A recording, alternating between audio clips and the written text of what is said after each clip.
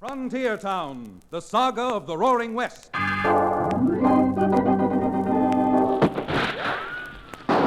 Frontier Town. El Paso, Cheyenne, Calgary, Tombstone. Frontier Town.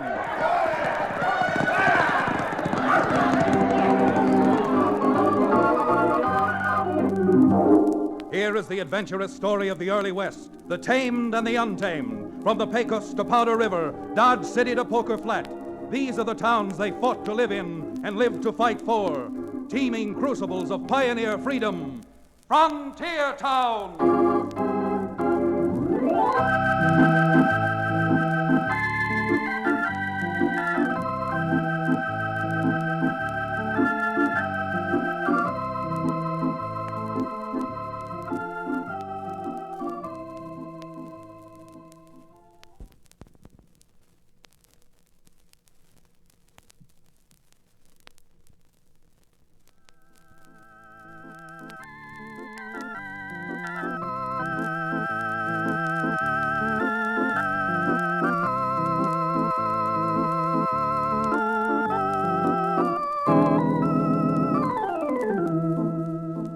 If you've ever heard of me, and believe me, there's no reason why you should have, maybe you know that I'm Chad Remington, often referred to as a saddle-stop lawyer. Well, I guess Dos Rios, my hometown, is a saddle-stop, because there's certainly no railroad within 50 miles of it. Just a few stagecoaches that pass through, and most of the time a constant stream of cow ponies.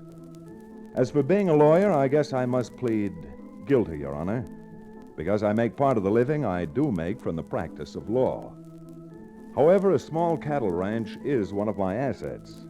And a few weeks ago, cited by Cherokee O'Bannon, the reformed medicine man who now owns our livery stable, I rode over to another town to buy some breeding stock.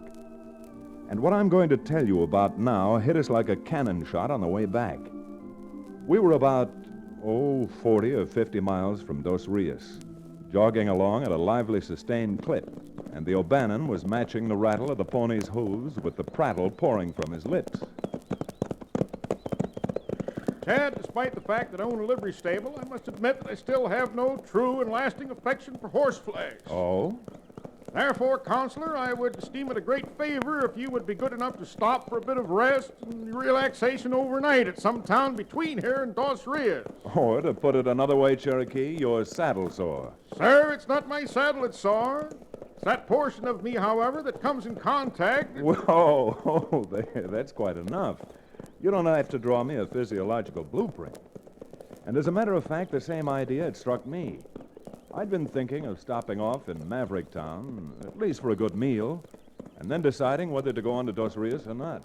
Well, a good meal would be more than welcome.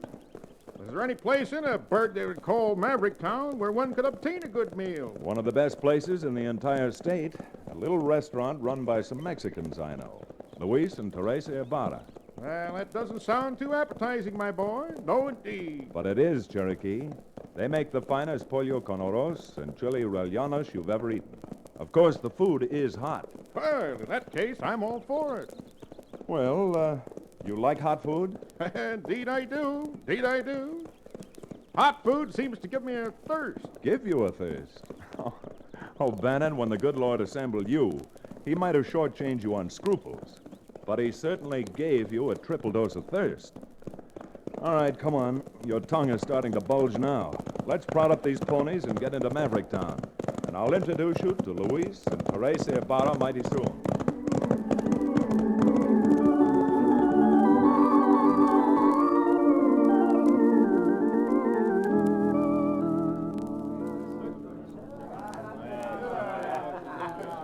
Senor Dallas, why do you all the time make trouble around my little restaurant? I'll trouble you, you half-breed hash slinger, if you and that woman of yours don't go back where you come from. We will not go back.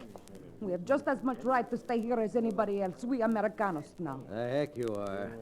We ain't got no room for foreigners like you within 20 miles of Maverick Town, you understand? But, senor, me esposa and me, we're citizens just like anybody else. Why waste time talking to him, Dallas? If They ain't gonna leave. How about making them entertainers? Come on, let's make them dance. Come on, dance. Doggone it, that's a good idea, Blinky. All right, you two, let's see you dance. Come on.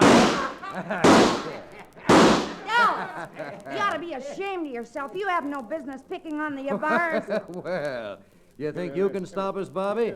Or maybe you think because your uncle owns the bank, you're running Maverick Town. Bobby, do not mix up with these hombres. Come on, I want to see you two dance. Now, who done that? Who's the sidewinder that shot my gun out of my hand? Well, tear him apart. Well, start tearing, mister. I'm right here, right in front of you. I'm right behind you, Chad. What business you got butting in? Well, let's put it down as the business of any decent citizen. Because from the little I seen of you, I hardly think you qualify. Well, you ain't gonna see much more of me because I'm gonna close your eyes for you. Look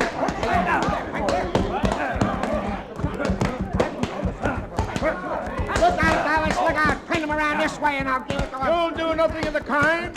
Now just hold it right where you are. All right, Chad, now's your chance. Thanks, Cherokee, and here goes.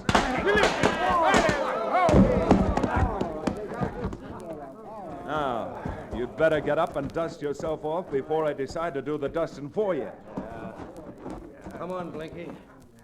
We got other ways of handling Jaspers like them, too. Gosh, mister, you sure gave Dallas what he had coming to him. Oh, Senor Remington. Senor, when I saw you in the crowd, it made me very happy in my heart. Well, it didn't make me very happy when I saw you, Louis. And what that he-devil was pulling on you. Who are those two, anyhow? Senors, you come inside, and while we fix you something to eat, we will tell you all about them.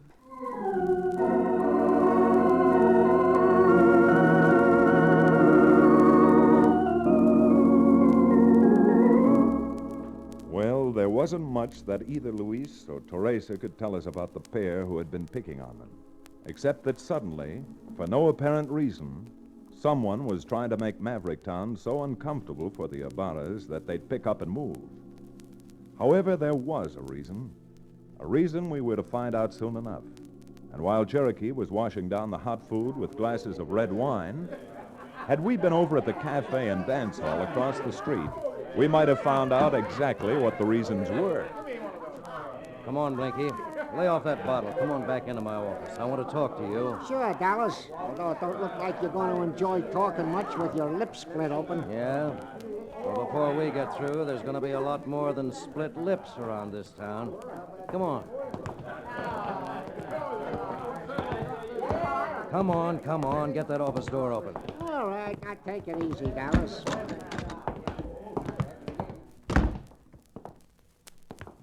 Well, I found out who that big Jasper was who butted in. Yeah? It's Chad Remington, that lawyer from over in Dos Rios. And if we let him hang around Maverick Town, we may miss the boat. Boat. We may miss the train. Never mind the jokes. But that railroad agent will be back in town Friday.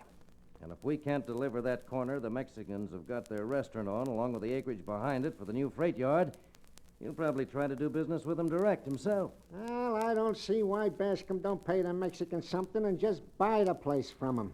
Bascom shell out his own dough? Why, that one's so tight every time anyone walks inside his bank, he locks the vault. Yeah, that's a banker for you, all right. I guess he's got the first penny he ever made. Well, we're getting a few of them pennies once we run them Ibarras out of town and Bascom takes over their property. But I got a hunch we're not going to get away with it unless we get Remington out of town, too. Yeah? Well, how do you figure to do that? You know, from the little I seen of Remington, he's a plenty sorely maverick. He handles himself all right against one man. Do you think he can against six? Huh? 6? What do you mean? I want you to get some of your boys and lay for Remington. And as far as anybody else is concerned, I want it to look like Remington picked a fight with you. Ah, I get you. Well, don't worry, Dallas. If that's what you want, we'll give Remington the full treatment. You better make sure you do. Because with Bascom ready to pay us $2,000 to get that Mexican's property for him, you may want to live long enough to collect your share.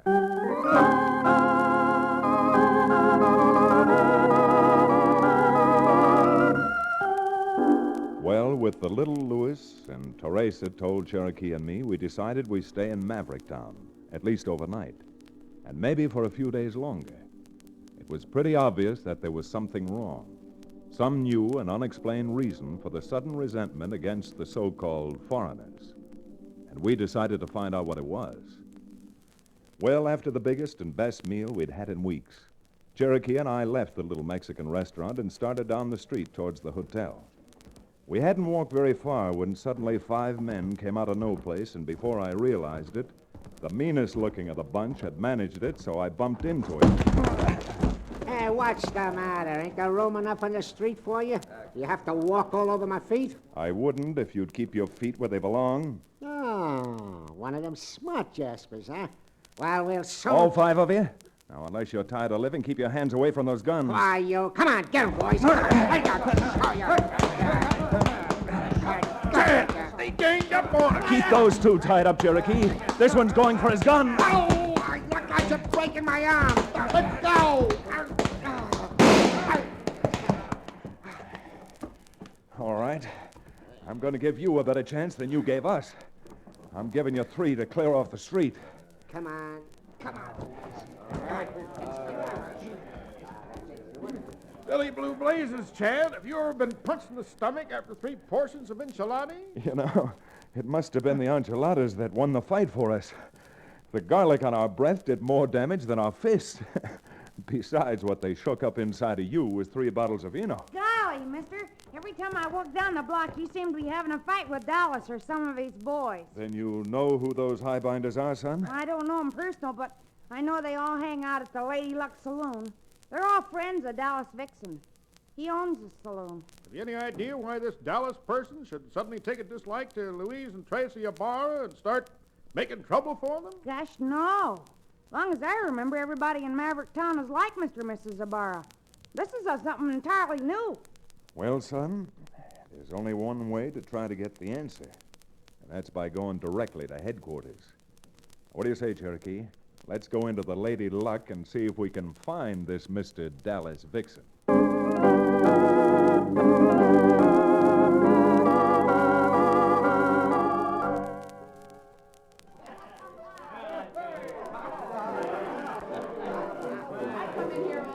Let me tell you something, Remington. You're barking up the wrong tree. I wonder. There are some trees that folks around here might be tempted to use, unless you learn to behave yourself. Yeah? Well, we got some pine trees around here, Remington. They cut down easy, and a couple of men can build a 6-foot box out of them awful fast. Well, if they do chop down a pine tree, why not have them build 6 more pine boxes? Because you and your gunslicks might need them, too. Well, if that's all you got to say, Remington, I'd be very much obliged if you'd be on your way. Having you around may give my place a bad name. Any bad name this dive might have probably will be cleaned up before this week is over, Dallas. Right along with some of the characters in this town.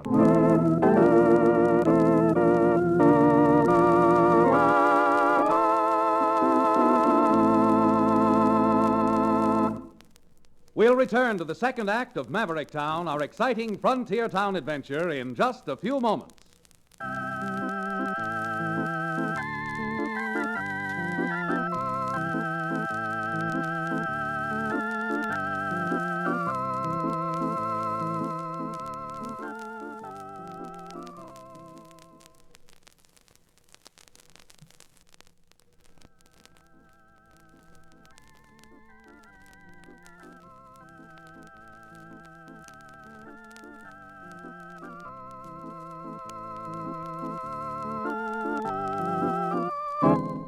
And now, Frontier Town.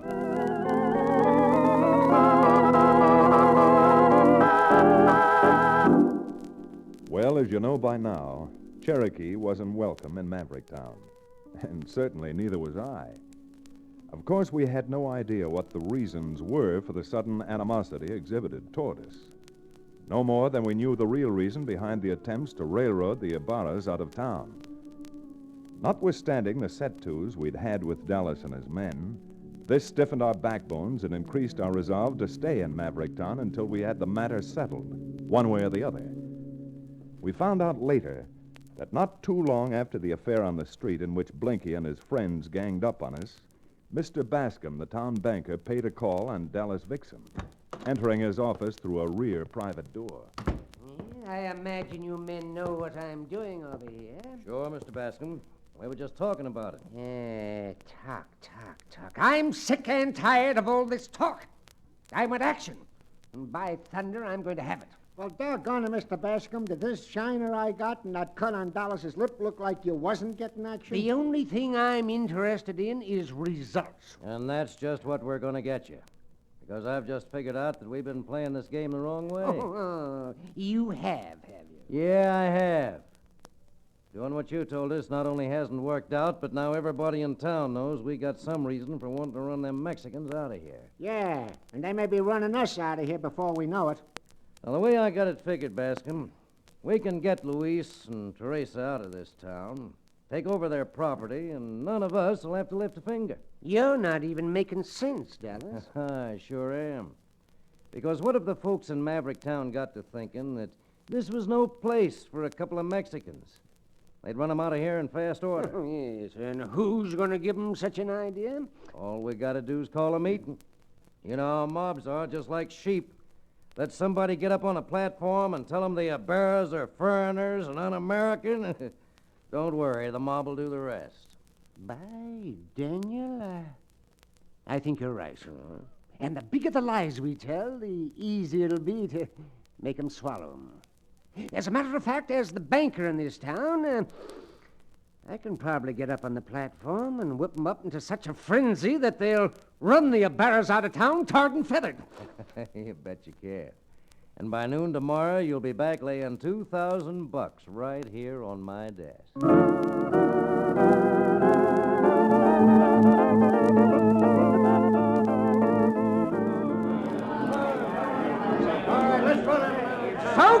Folks, now, please. Please, folks, now, please, if you'll just let me finish. All I'm saying is, what sort of town are we building when foreigners can come in here, open businesses, be in daily contact with our wives and children, and then take our hard-earned money and send it back to the country where they came from? Now, I say, if we don't get rid of the undesirable foreign element, your ranches won't be worth a nickel. All the ridiculous hogwash. Now, you remind me of a herd of spooky cows being stampeded. Now, what sort of a man is this banker of yours that he's trying to turn you against Luis and Teresa Ibarra? Because this is one country where every man has the chance to live, and to live decently, regardless of race, creed, or color. All right. You don't have to throw me out. I can get out of here soon enough if that's the way you feel. Come on, Cherokee. Let's get outside and into the fresh air. I can't wait to get the odor of this place out of my clothes.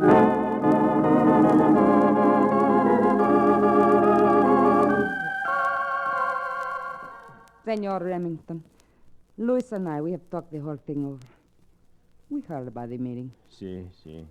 We decide we're going to get out of Maverick Town before we cause shootings and trouble. That's ridiculous. Now you're actually talking like a foreigner. Cherokee's right. Good Americans don't run away from trouble. Oh, senor. We like very much for stay in Maverick Town. This place our home, but, well... They haven't run you out of town yet. And they're not going to if we can ever find out why Bascom, the banker, suddenly pops up spreading dissension and hatred. I cannot say, senor. But anything this banker does always has some connection with money. Why, just looking at that thin, hard mouth of his, it's made me feel like I wasn't looking at a man, but I was looking at a shark. See. Except that the shark, you can catch him on a hook. That's only half right, Luis. You can only catch a shark on a hook if you've got the right bait. And I'm willing to wager that by the time we get through, Bascom, Vixen, and their entire crew will be out of water and gasping like fish on dry land.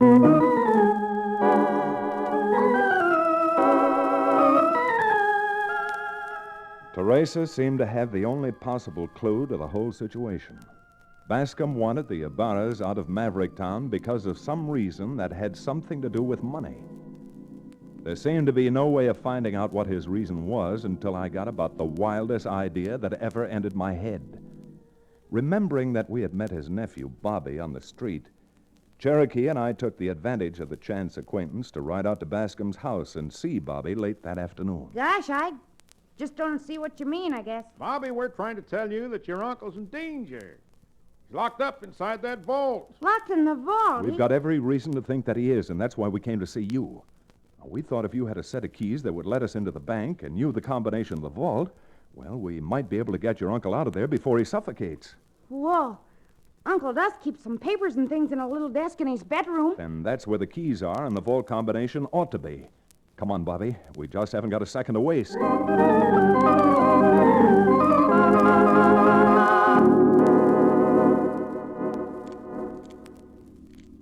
Left 14. Left to 14.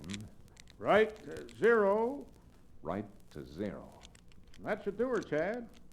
Try the handle and see if she opens Hurry, up. Mr. Remington, hurry. If my uncle's in there, he may have suffocated already. All right, Bobby. Just stand aside till I swing this door back.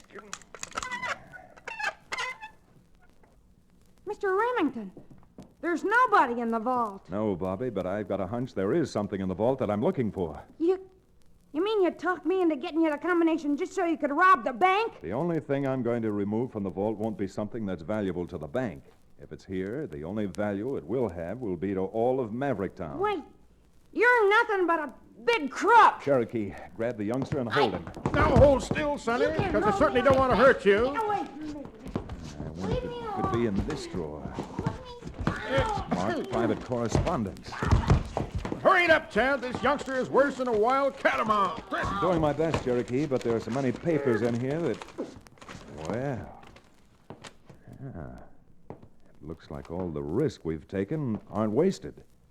Here's a letter from the railroad saying that they're building a freight yard in Maverick Town and that they need the property the Ibarra's restaurant stands on for their freight depot. I don't believe it.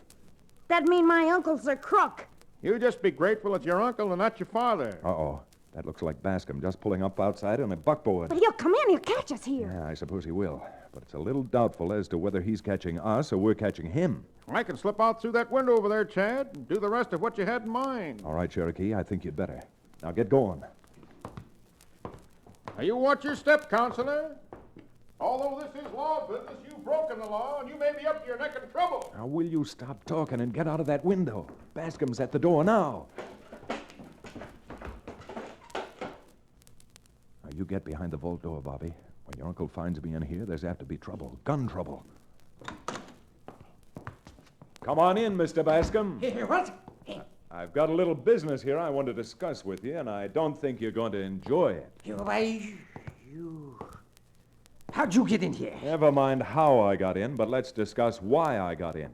And to save you worrying about it, I was anxious to get my hands on this letter. Letter? Why, you unmistakable... Bascom, you'd make another mistake clearing your holster. You don't scare me one bit. Besides, I've got you dead to rights. I'm warning you, Bascom, let your gun alone. You must be 20 years older than I am, and I'm trying to give you an even break. The only break you're going to get is... Go on, drop it. No, let go of me. I'll let you go right now.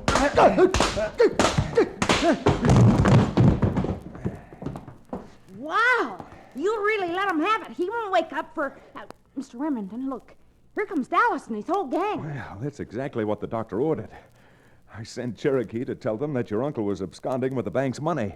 All right, come on, Bascom. You'd better wake up. There's a reception committee coming to call on you.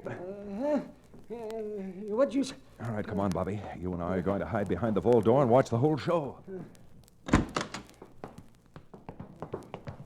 Well, I'll be blamed. So this big rumhound was telling the truth. Cleaning out the bank, was you, Bascom? All ready to make your getaway. No. I Why don't you stop that lying? Guess we know what we can see. Well, I'm telling you, I wasn't clearing out. I didn't open the vault door. Oh, sure not. You're just trying to frame us into doing your dirty work, running them two poor Mexicans out of town, and all you want's to hog all the money. Well, we'll soon see about that. Yes, Dallas, we'll see about that. Who's that? Now, drop those guns. Look out, Dallas. I got a beat on him.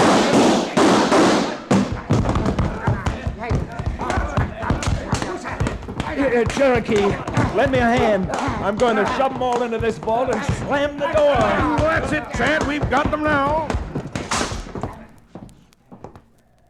Well, I was glad to help you, Chad, but locking those crooks up inside that vault.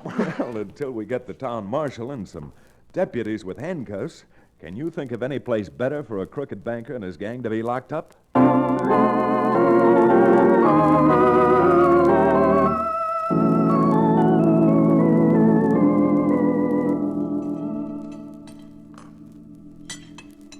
Senors, please.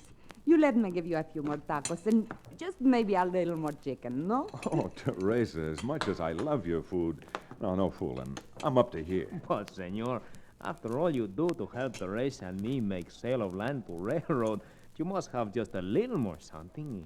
Maybe you, Bobby? Oh, gosh, no thanks. I'm full. And Luis, I've got to pass. But maybe Cherokee will oblige. Amigos, I just couldn't hold any more food. However, if you just happen to have a glass of something to wash this down with... Oh, si. Here, Senor Cherokee. A whole full bottle of very finest tequila. Tequila? See, what is wrong, senor? You do not like tequila? Well, I'll tell you, my little pigeon. I once had a sip of that Mexican liquor, and the only thing I'd use it for now would be to give a slug of it to some woman I hated. Give it to some woman you hated, Cherokee. Now, what would you do that for? Why, Counselor, for a very obvious reason. Tequila, of course.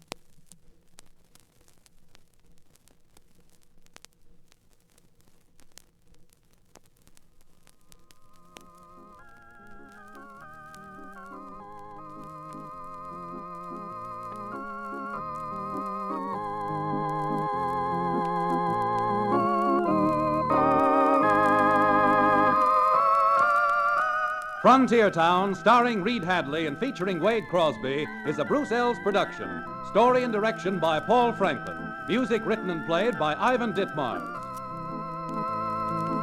Be sure to be with us again same time next week for another fine action-adventure story with your favorite young Western star, Reed Hadley.